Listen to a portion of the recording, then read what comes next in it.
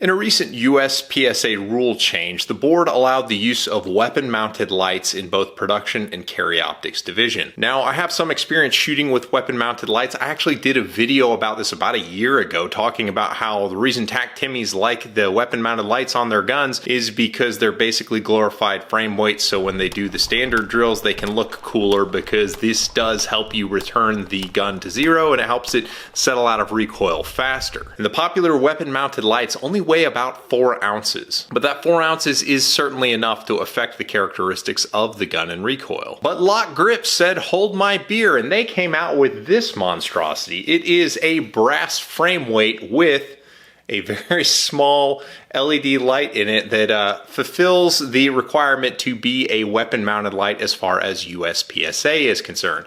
This bad boy weighs a solid 7 ounces. So the question remains is, how much is the flashlight rule going to change the game for USPSA? I'm David from the Humble Marksman channel. Are you ready? Stand by.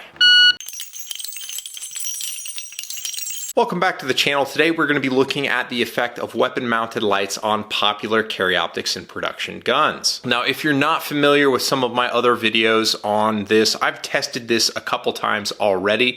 There's a video now about the Streamlight TLR1 and TLR7 being frame weights. And then there's this other video I did about building heavyweight Glocks. And while it wasn't using a weapon-mounted light, I used all of the kind of weight-enhancing parts to make the gun heavier. And through doing those two videos, I kind of understood that it wasn't really weight alone that makes the guns behave better in recoil. A lot of it actually has to do with balance. And through doing those two videos, I came to understand that balance, at least in my hands, plays a bigger role than just adding a bunch of weight to the front of the gun. This video sort of reinforces that, but we'll get into what the results were here in a moment. Before we go further, guys, I do need to ask you for a favor. If you like this kind of content, obviously ammo and time are limited. YouTube has been demonetizing videos left, right, and center recently. So if you find value in this, please consider becoming a patron over on my Patreon page. If you like my videos, there are more exclusive content over there just for you. But if you don't want to open up your wallet, the one thing that I could ask you to do is share this video in your favorite Facebook group, share it with your group chat with all the buddies you shoot matches with. Just let's sidestep the algorithm and just share this video if you get value from it with your friends. And if you decide you need to buy a flashlight,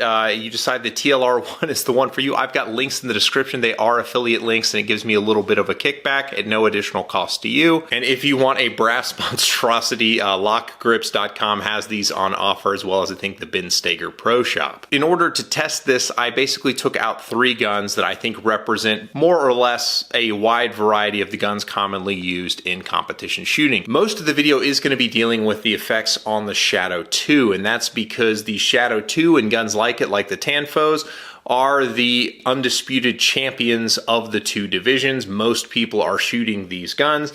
So these bad boys weigh about 46 ounces unloaded, plus a magazine, plus an optic if you're doing that. So slapping on a 7-pound weight on the front, that's gonna put you a good bit of the way towards the 59-ounce weight limit in carry optics. So the 3 guns that I tested were the Glock 34, the Beretta 92G Elite LTT RDO, or the Rodeo, and of course the Shadow 2 optics ready. And there's a lot of things that people assume to be true that I didn't necessarily find to be true in my own shooting, and I've tested this now in 3 videos and I found this to be the case. So you get the whole like, well, the gun's gonna recover from recoil a lot faster. It doesn't necessarily mute recoil, like the muzzle climb is affected a little bit, but what you notice, especially shooting a dot gun, because the effects are visible watching the dot return to zero, is the dot does snap down a little bit faster, like you can appreciably see it.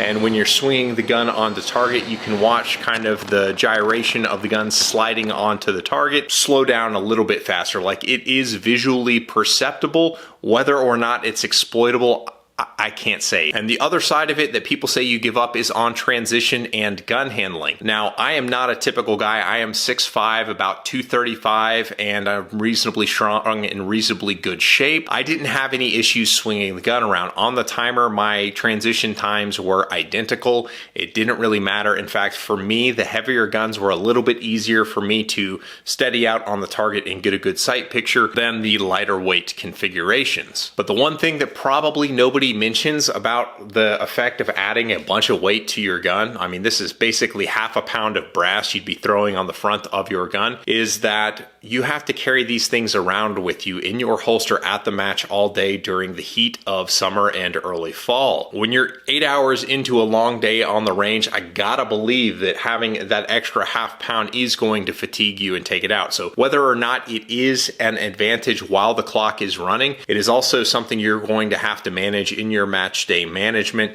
having this extra half pound of brass on you. So let's talk about the Glock 34. The Glock 34 is already a very top heavy gun. It has a very light polymer frame. All of the steel in the gun is basically in the slide, so it is very, very top heavy. Therefore, by putting a heavy weight on the dust cover of the gun, you're kind of counterbalancing what's going on with the slide, and the result was going to just a TLR1 was a night and day difference with how the dot kind of snapped back to zero. It was a big advantage to have the TLR1 from a rapid fire perspective. Same thing on the transitions. I didn't really notice any loss of time or feeling. Didn't feel any slower. It wasn't any slower on the timer. I would definitely recommend the TLR1. Now, as far as testing the 34 with the LOK Light, the effect was exaggerated a little bit more. It was not as big a deal as going from like no light to TLR1. It was a little bit perceptible going to the heavier light on the Glock 34, but it was kind of like a shades of gray difference. I didn't feel like it was as much of an advantage as it did when I moved from no light to the weapon mounted light with the TLR1.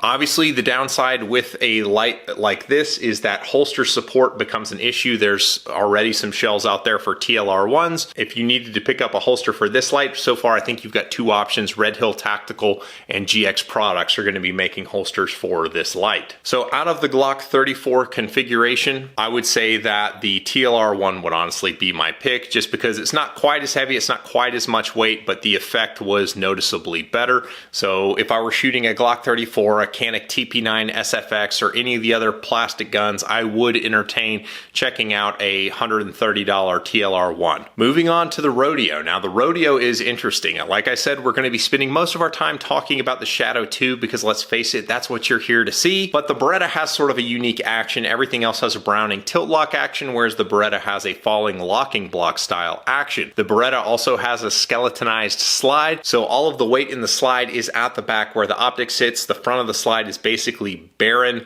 and all the weight on the slide is below the bore line. So by putting a big heavy frame weight at the front of the gun with the Beretta, what ended up happening is the gun was more or less transformed into an open gun. It was obscene how much better that gun was. In transition and long distance shooting, the extra weight helps kind of steady it in to make harder long distance shots. And the dot movement on the Beretta with the lights installed basically was in the same territory as my open gun. So the TLR1 with the Beretta was a big improvement. I certainly would recommend the TLR1. The LOK Light, I mean, it was insane. It really did move a lot like my open gun, and I would probably go with the LOK Light on the Beretta Rodeo if I were shooting the Beretta in carry optics. The LOK Light was a big advantage. So getting into the Shadow 2, the moment you've all been waiting for, and if I could get you to like the video right now, subscribe if you haven't done so already. So I actually took this a step further because LOK was also kind enough to send the brass grips that they have for the gun. So I tested the gun with the brass grips. I tested it with the best grips anybody's making out of G10. It's the LOK Veloce grips, and I tested it with the TLR1 and the LOK Light on there in all of those configurations. Then I went a step further and tested it with the brass grips on and the TLR1, which was overweight, and the brass light as well, and that's what I'm referring to as the Thanos gun. That was 63 ounces, so that isn't even legal. So as a baseline with the brass grips, that made the gun balance. It pulls the center of balance back to the center of the gun, rather than wanting to kind of droop forward in your hand as you hold the gun. If you've got the brass grips on the pistol, the gun balances beautifully. As far as where the weight is located, because it's back by your hand, when you're swinging the muzzle of the gun, it just swings a little bit tidier. The transitions are neater. How it settles in off of recoil is better.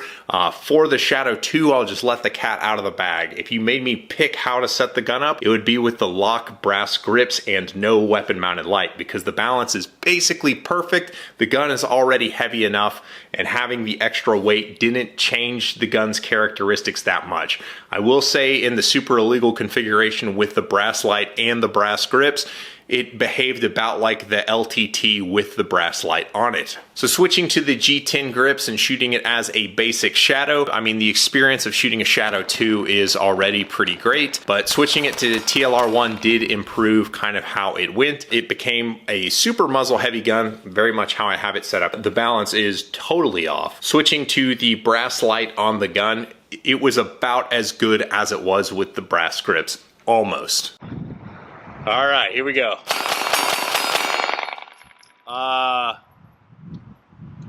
It's not a whole lot better. I mean, it's noticeable more than the TLR1 was, but it's better. Swinging the gun around with the big heavy brass light on it did take a little bit more effort to kind of slow it down. Not a ton with the Shadow 2, but more effort than the other two lightweight guns, just because there's already so much weight in the dust cover itself. So the configuration I'd recommend is the brass grips. The brass grips, honestly, from like a texture and weight standpoint, are the best grips that are available that I've experienced on the Shadow 2. So that all said, what is that going to do to the game? This is obviously just my opinion. I don't know what it's going to do to the game. I think that probably people will use weapon mounted lights on the Super Squad. That probably will be a thing, but I think it will be largely platform dependent on who's using weapon mounted lights versus who's not. I think a lot of guys who shoot steel dust cover guns are probably not going to choose weapon mounted lights, whereas people who shoot lighter weight guns probably are going to do that. Whether it was a good idea or not, I'm going to come down on the side of like it had great intentions but was poorly executed. They could have gotten the best of both worlds by just allowing weapon mounted lights for use at level 1 matches only, and then for the major matches, if you want to compete at a higher level, you're going to have to conform to the rules. Like, that would have been the best of both worlds. Is it a meme-worthy and ridiculous rule? Absolutely it is. Is it going to break the game? I honestly don't think it's going to break the game. I think a lot of the crying about the rule changes has been coming from the guys shooting production, who realize they're shooting a division that like it had a shelf life as technology continues to increase. Putting flashlights on the gun admittedly sort of accelerates the curve and was kind of ridiculous. That division had a day of reckoning coming, and as red dots have become more and more popular, it just kind of got here faster than anyone thought. Does it break the game and make it unplayable? I don't think so. Is it turning it into a gear race? Could they have done a better job writing the rules so that we don't have brass frame weights with itty bitty flashlights in them? Yeah, they could have written the rules a lot better than what they did. I appreciate you guys for watching this. Here is the video on building a heavyweight Glock, and here's my other flashlight video that I did on the subject. I appreciate you guys, and I'll catch you on the next one. Take care, guys.